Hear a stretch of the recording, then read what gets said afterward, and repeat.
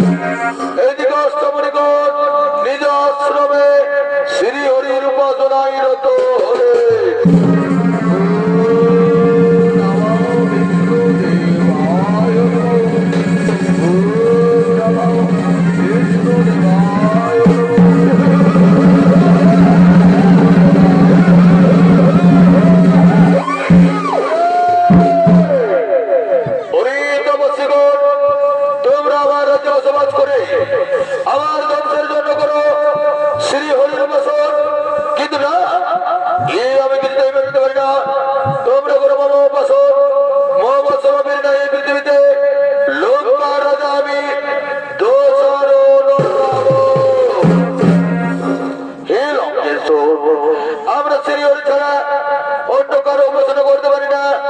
আমরা কিছুতেই তবে উপাসনা করব না।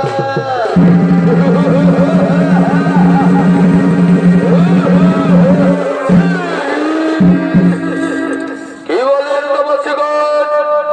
তোমরা না করিবে মহাবাস। ওরে তপস্যগণ, তোমরা জানো না যার বয়স বিষ্ণুর চতুর্থ চক্র, যার বয় আমার মস্ত, যার বয়স সিদ্ধান্ত বসবাস করে যায়, তার ধ্বংসের জন্য করে শ্রী হরির বাস। কিন্তু না, লক্ষ রাজা আমি দোষ। ওরে তপস্যগণ, যদি তোমরা না করিবে মম পূজন, দাও দাও তোমরা আমায় কর দাও। কর এবার আসিয়াছি তব হে লোকের সোর। আমরা তপস্বী, আমরা বনবাসী, আমরা বনের ফল মূল খেয়ে জীবন যাপন করি। আমরা কোথায় কর পাবো, কিভাবে তোমায় কর দেবো? আমরা তোমায় কর দিতে পারবো না।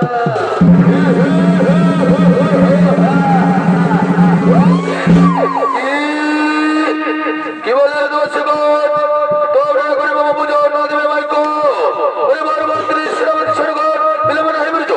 এই সমস্ত তপস্বীদের প্রতি চালাও করো নির্যাতন, হস্ত করে ছেদন, মস্তক করে ছেদন ও করের পরিবর্তে করো।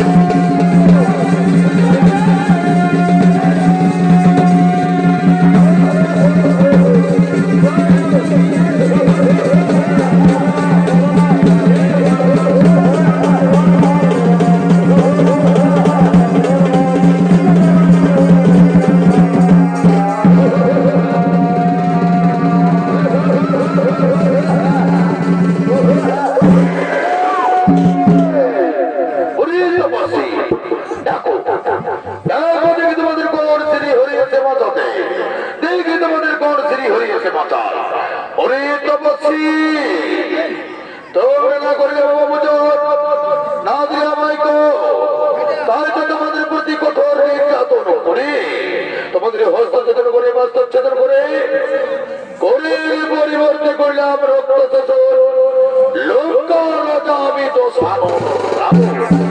পরিবার মন্ত্রী সেনাপতি সেনাগণ দাও দাও, তোমরা আমায় সমস্ত তপস্বীদের রক্ত আমায় দাও, সমস্ত তপস্বীদের রক্ত আমায় দাও। এই দিন মহারাজ আমরা সমস্ত তপস্বীদের প্রতি কঠোর নির্যাতন করে হস্তচ্ছেদন করে মস্তচ্ছেদন করে করের পরিবর্তে এই রক্তই শোষণ করেছি মহারাজ। দাও দাও সেনাপতি দাও দাও দাও দাও দাও।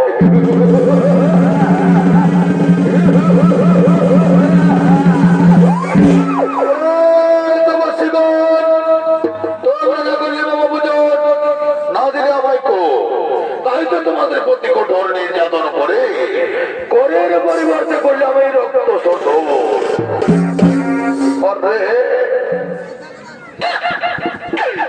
অত্যাচারী অত্যাচারী দুরাচারী রাজা রাবণ যে রক্ত আমাদের করিলে শোষণ, সেই রক্ত হবে তোমার মৃত্যুর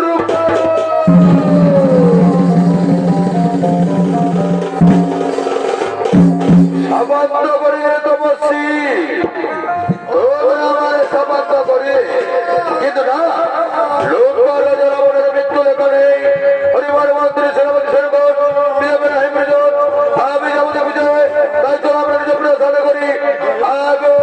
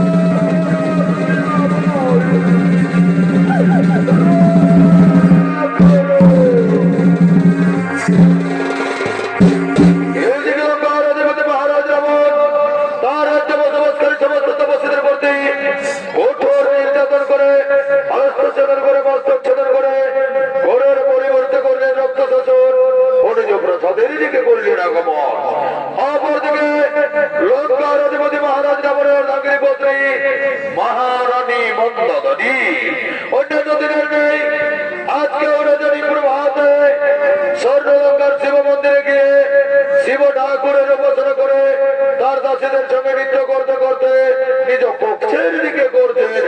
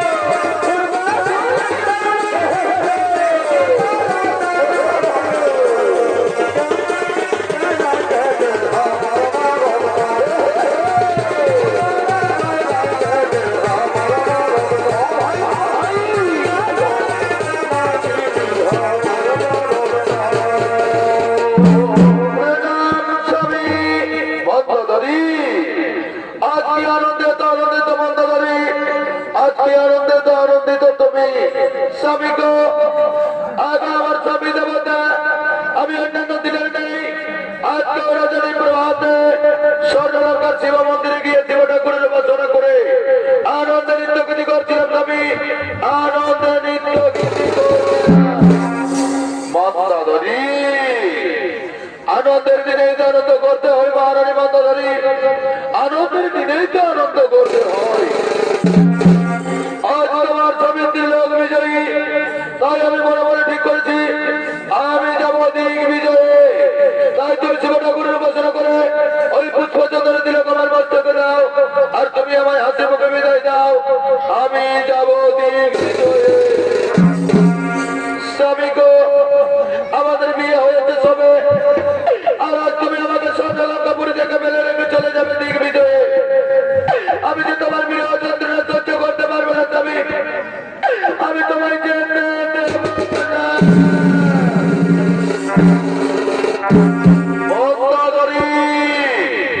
তুমি জানবো মন্দাধরী, যার শ্রী বিষ্ণুর সুদর্শন চক্র, যার মর্মপত্র, যার শিবদত্ত মধুমত করে যায়, তাকে তুমি বাধা দিচ্ছ মহারানী মন্দাধরী। তুমি যদি আজ আমার পথে বাধা দিয়ে আমায় কোনো জানতে বাধ্য করো মন্দাধরী, তাহলে ওই দেখো তোমার প্রসাদের বেশি সমস্ত তপস্বীদের শাসন করে রক্ত কালকুটের বীজ, এই কালকুটের বীজ পান করে আমি মৃত্যুবরণ করে নেবো মন্দাধরী। তাহলে তুমি চিরতরে স্বামী গো, আজ অলক্ষণের কথা তুমি আমার কাছে বলতে পারলে স্বামী, আজ ওই অলক্ষণের কথা আমার কাছে তুমি মুখে আসতে পারলে স্বামী।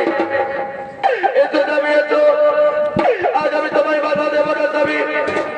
তুমি যাওয়ার পূর্বে আমার এইটুকু বলে যাও স্বামী, তুমি কতদিন পর দিক বিজয়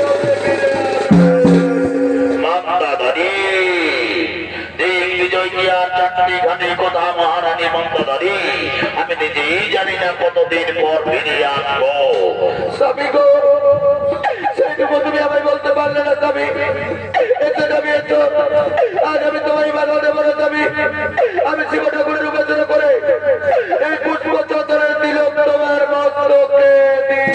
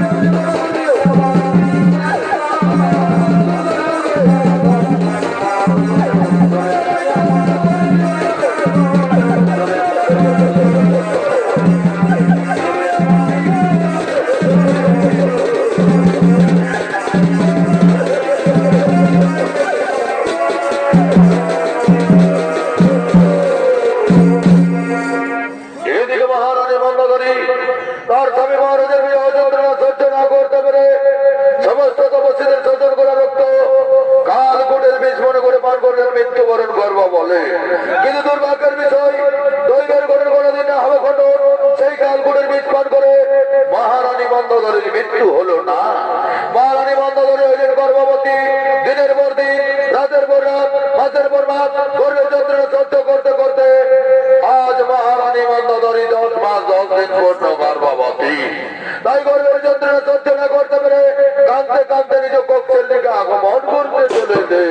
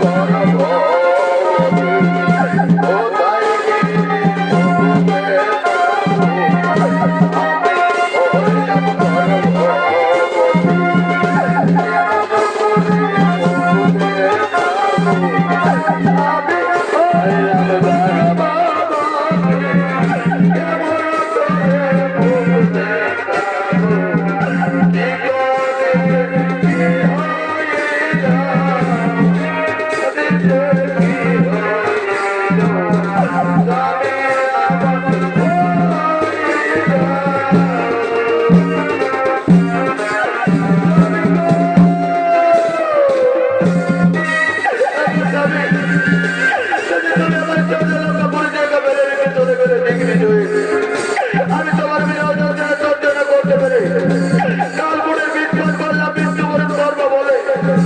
কিন্তু সেই বীজ পান করে আমার মৃত্যু হলো না। আমি হইলাম গর্ভবতী।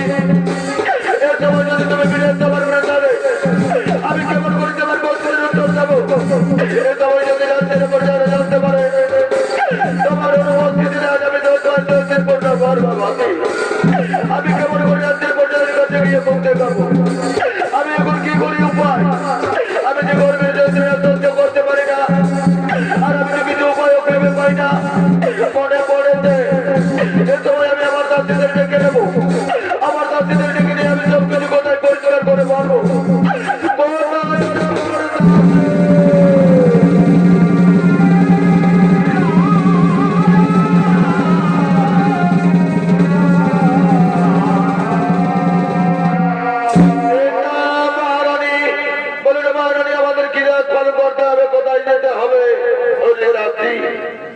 কি বলব দুঃখের কথা, স্বামী মহারাজের বিরহ যন্ত্রণা সহ্য না করতে পেরে কালকূটের বীজ পান করে দিলাম, মৃত্যুবরণ করব বলে। কিন্তু সেই বীজ পান করে আমার মৃত্যু হলো না দাসী, আমি হইলাম গর্ভবতী। আজ আমি 10 মাস 10 দিন পূর্ণ গর্ভবতী। এ সময় যদি আমার স্বামী মহারাজ ফিরে আসেন আমার প্রসাদে, আমি কেমন করে আমার স্বামী মহারাজের প্রশ্নের উত্তর দেবো? আমি যে গর্ভের যন্ত্রণা সহ্য করতে পারি না, আর কিছু উপায় ভেবে পাই না। আমি যে নিরুপায় মহারানী। এ সময় তোমার মহাবিপদ মহারানী, তাই এই বিপদে তোমায় আমরা যা বলি তুমি তাই শোনো মহারানী। এই ঘোর বিপদে তুমি চলো ঘোর রোদের অন্ধকারে আতুর ঘরে গিয়া তোমার গর্ভকে পাত করে তোমার গর্ভের সন্তানকে জন্ম দিয়ে রাতের অন্ধকারে ভাসিয়ে দাও যে ফাল্গুন নদীর জলে। আর রাতের অন্ধকারে ঘিরে তো ধর্ম লঙ্কা পুরীতে, তাহলে আমাদের মহারাজা জানতে পারবে না।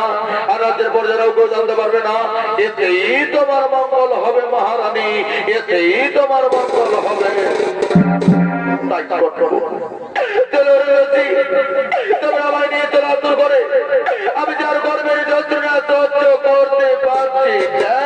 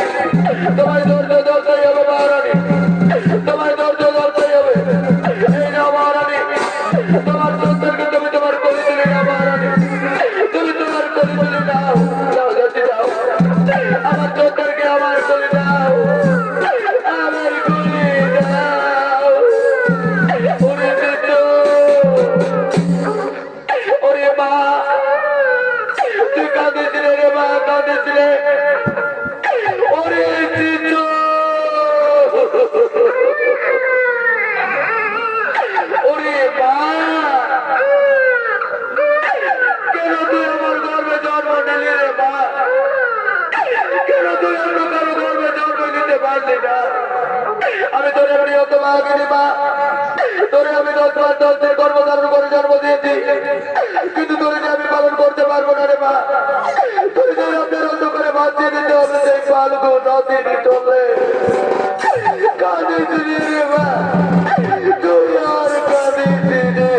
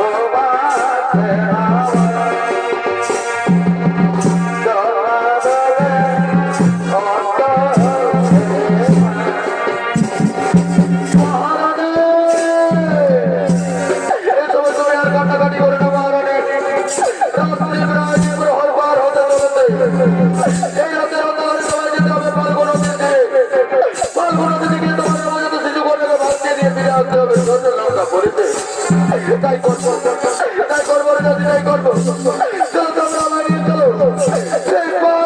নদীর তীরে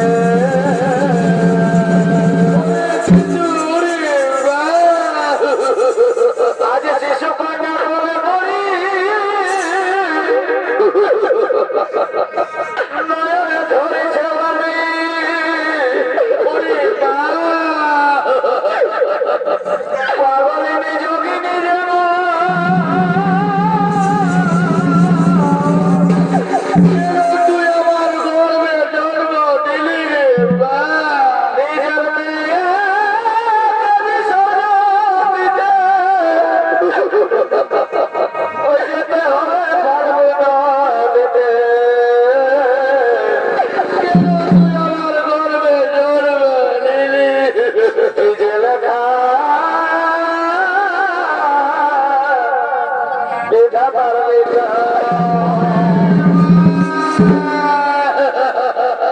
তবে মামুনি কেউ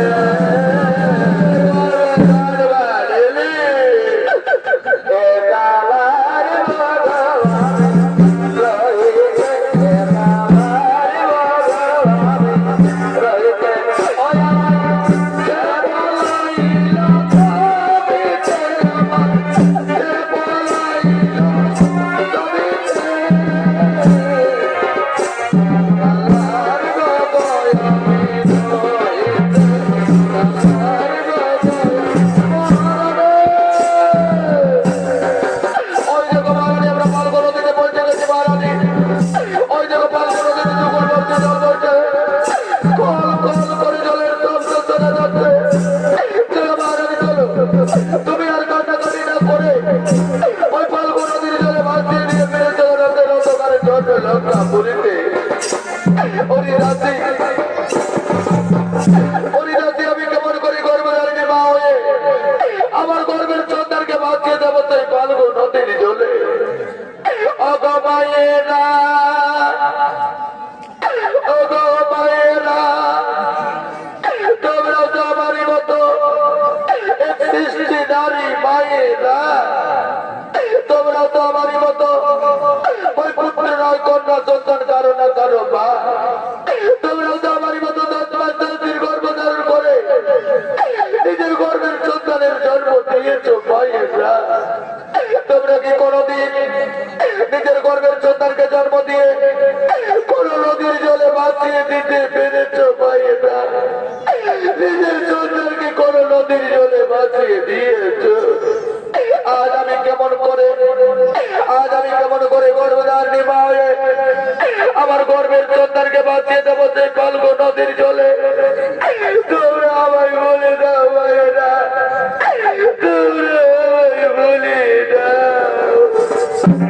মহারানী, এ সময় তোমার ডাকে কেউ সাড়া দেবে না মহারানী, এ সময় তোমার ডাকে কেউ সাড়া দেবে না। চলো মহারানী চলো, রাত্রি প্রায় বড় হতে চলেছে। এই রাতের অন্ধকারে তোমার সন্তানকে বাক্সের মধ্যে দিয়ে বাঁচিয়ে দাও সেই ফাল্গু নদীর জলে। আর রাতের অন্ধকারে ফিরে চলো চন্দ্র লঙ্কা পুরীতে। তাই করবো রাত্রি। আজ আমি আমার গর্বের সন্তানকে বাঁচিয়ে দেবো সেই ফাল্গু নদীর জলে।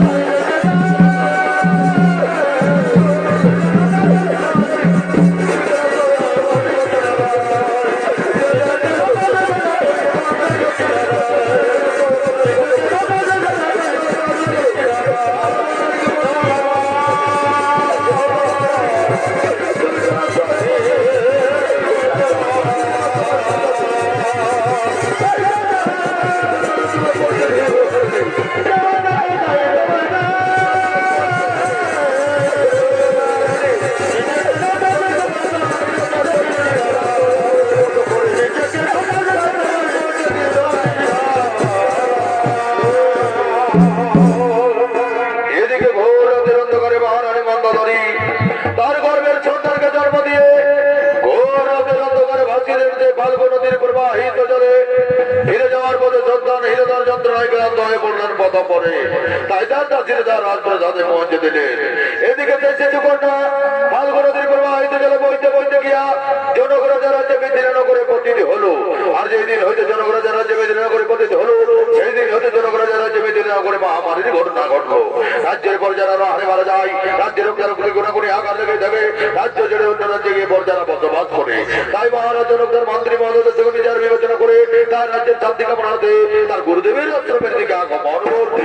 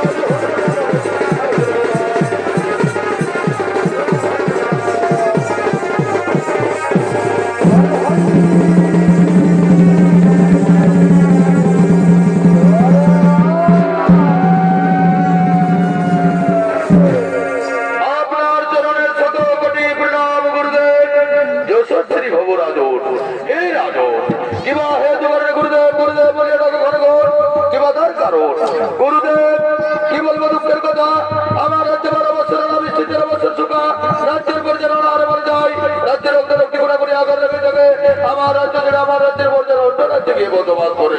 তাই তো আপনার কাছে ছুটে আসছে গুরুদেব, আপনি এর বিহিত ব্যবস্থা করুন গুরুদেব, আপনি এর বিহিত ব্যবস্থা করুন। হে রাজন, বিচলিত হওয়ার নাই কোনো কারণ, এর জন্য তোমার স্বয়ং দাসের জমিতে চষিত হবে লাঙ্গল, তুমি লাঙ্গল চষলেই তোমার সমস্ত মনস্কামনাই হইবে পূরণ।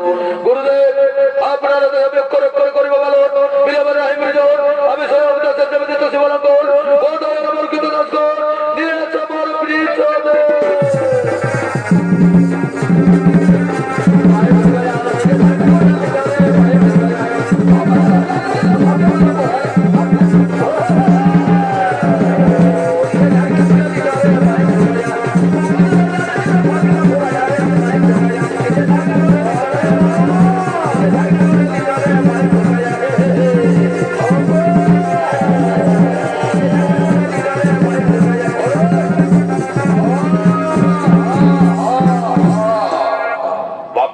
আমার কাকার বেটা ভাই যাবনি আর আমি কোনদিনই বললি না।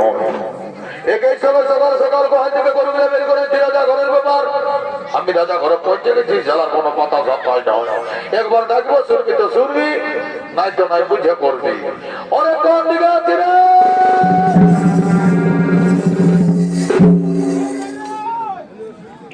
বাবা, এই শালাকে কোনো সারা শব্দই নাই রে বাবা। আর একবার ডাকবো শুনবি তো শুনবি, নাই শুনবি তো রাজা ঘরের ব্যাপার বুঝে করবি। কত ধানে কত চাল, হাইরে কলি কাল, কত ধানে কত হবে চাল।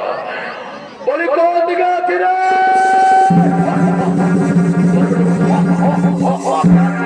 বেটার গরু মাথা আসছে, ভাইটা কাছতে দেখবি তোর কত টেম্পার হয়েছে না, টেম্পারটা বন্ধ করে দিব। অরে কোন দিকে আছি রে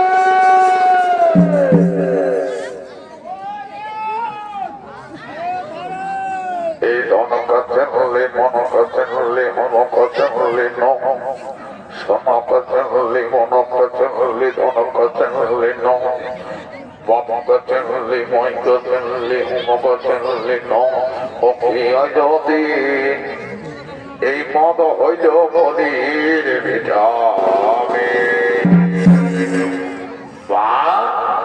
হে মা কালী, আজ সকালে ঘুমায় উঠে ভাতের হাড়িটা হুড়কে নিয়ে দেখলি কিছুই নাই পানি।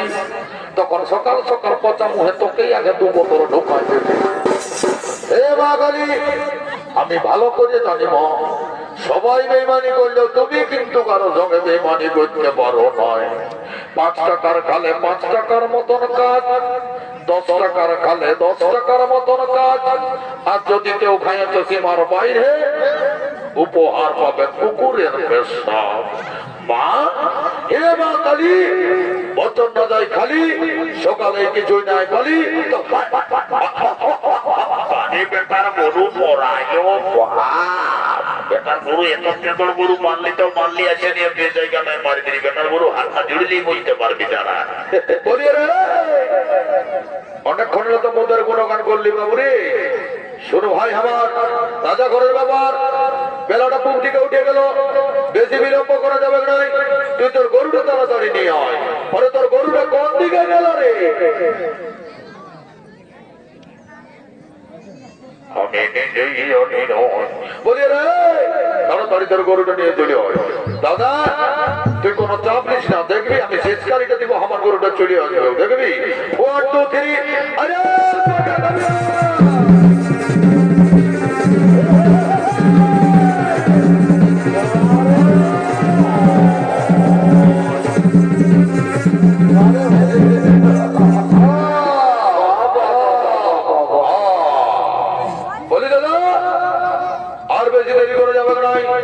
অনেকটা বেলা হইল, তুই তোর গরুটা নিয়ে আয়, আমি আমারটা নিয়ে আসছি। জোয়ানটা জুড়ে জুড়ে আমাদের হত কত সকল কিছু ঝামেলা শেষ করিয়ে মহারাজকে হালের বড়টা ধরা নিয়ে নিয়ে আমরা চলে যাবো নিজ নিজ করে। ঠিক আছে ভাই, তুই তোরটা লেগ, আমি আমারটা লেগ আছে, বুঝলি না? ইয়ো ইয়ো ইয়ো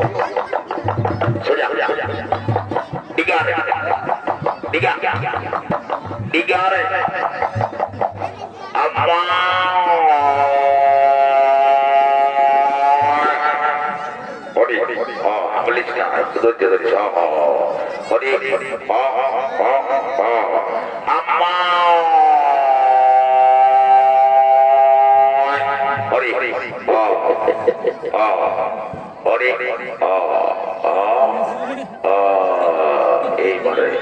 এইবারে বেটার গুরু হরি এই এক পাক এই দু পাক এই তিন পাক এবার বেটার গুরু কত হাতের রক্ত হয় জানো যখন মহারাজকে হাতের মোটা ধরা দিব সেখানে বুঝতে পারবে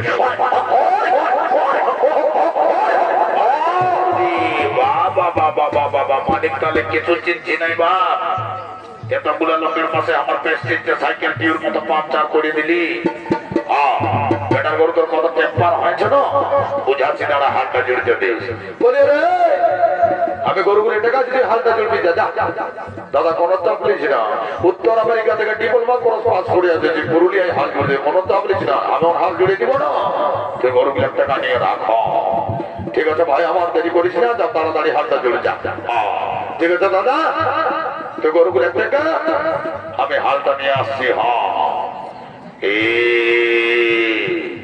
এই শ্বশুরে দিল সিম কার্ড আমার এই দিলি মোবাইলে ভরে এই জীবন আমার পুরাই গেল এই রিচার্জ করে করে ভালো করে টাকা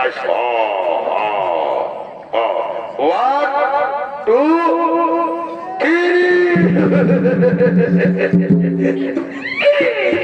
সালা বাপের জন্য এরকম হাল জোড়াতে গেছে বলি রে তোর দ্বারা কিছু হবে নাই তুই মহারাজকে ডেকে দিবি যা আমি হালটা জুড়ে দিতে যাবো ওটা বটে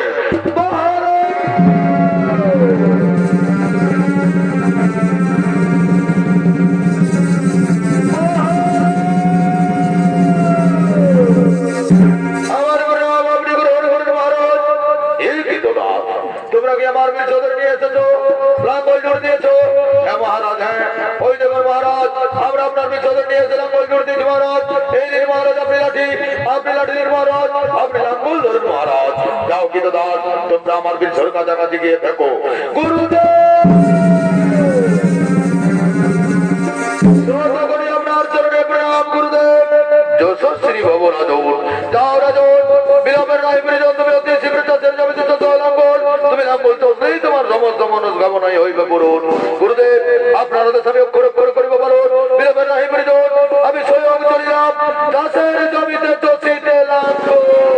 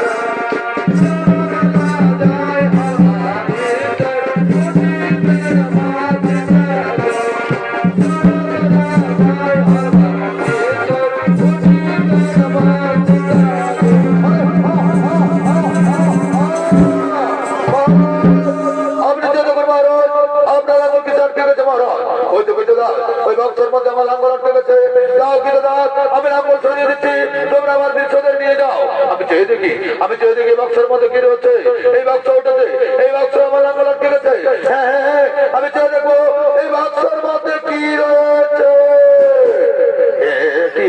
কি বাক্স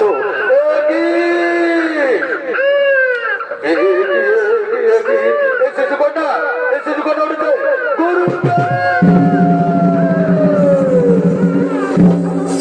গুরুদেব আমি